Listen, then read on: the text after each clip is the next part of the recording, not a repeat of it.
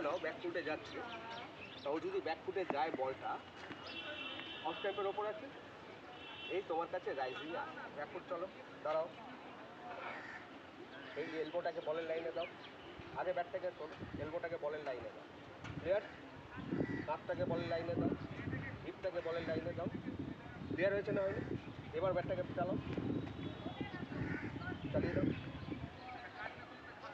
এদিকে এলবোটা সিধে যাবে, এলবোটা এদিকে সিধে যাবে, হ্যাঁ